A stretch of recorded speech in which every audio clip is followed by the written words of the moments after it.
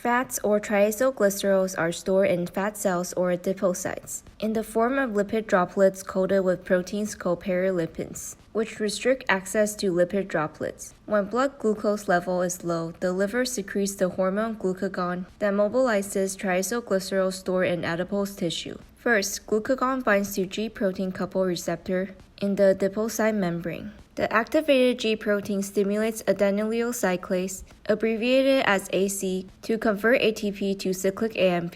cAMP in turn activates protein kinase A or PKA, which phosphorylates both hormone-sensitive lipase or HSL and perilipid molecules on the surface of the lipid droplet. Phosphorylation of perilipid causes dissociation of the protein CGI, which activates the enzyme adipose triacylglycerol lipase, abbreviated as ATGL.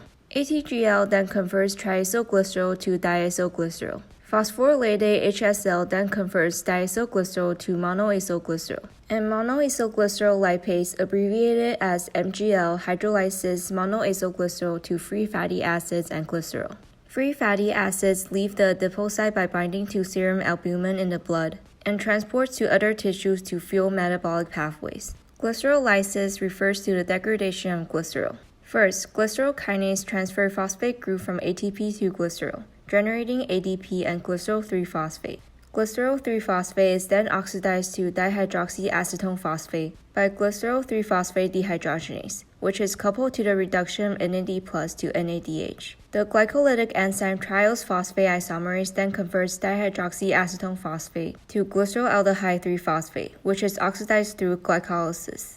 Glyceroneogenesis refers to a biosynthesis of glycerol. It is essentially a shortened version of gluconeogenesis, from pyruvate to dihydroxyacetone phosphate, followed by the reversible reaction in glycerolysis, which is the conversion of dihydroxyacetone phosphate to glycerol 3-phosphate by glycerol 3-phosphate dehydrogenase. Glycerol 3-phosphate then serves as the precursor in triacylglycerol biosynthesis. The Triacylglycerol cycle refers to a biosynthesis and degradation of triacylglycerol between the adipose tissue and liver. As mentioned earlier in the video, mobilization of triacylglycerol can be triggered by glucagon, releasing glycerol and free fatty acids, some of which transports to other tissues to fuel metabolic pathways. However, about 75% of all fatty acids released by adipocytes are taken up by the liver and combines with glycerol 3-phosphate to synthesize triacylglycerol. The triacylglycerol formed in the liver is then transported into the blood, back into adipose tissue, where the fatty acid released by extracellular lipoprotein lipase, abbreviated as LPL, combines with glycerol 3-phosphate to resynthesize triacylglycerol. The flux through the triacylglycerol cycle between the liver and the adipose tissue is largely controlled by the activity of phosphoenolpyruvate carboxykinase or PEPCK, which limits the rate of both gluconeogenesis and glyceroneogenesis. Glucocorticoid hormones such as cortisol regulate the levels of PEPCK reciprocally in the liver and adipose tissue.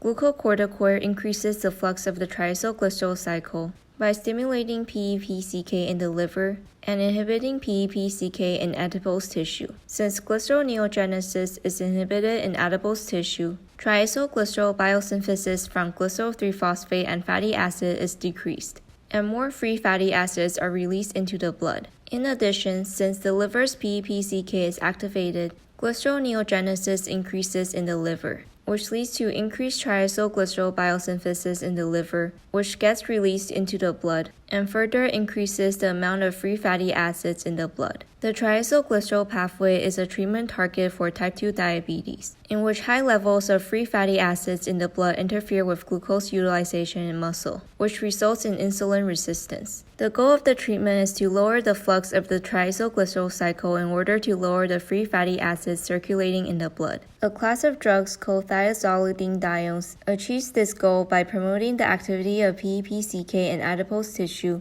through the activation of a nuclear receptor called peroxisome activated receptor gamma, abbreviated as PPAR gamma. Thiazolidinediones thus increases glyceroneogenesis in adipose, which increases resynthesis of triacylglycerol in adipose tissue and reduces the amount of free fatty acids in the blood.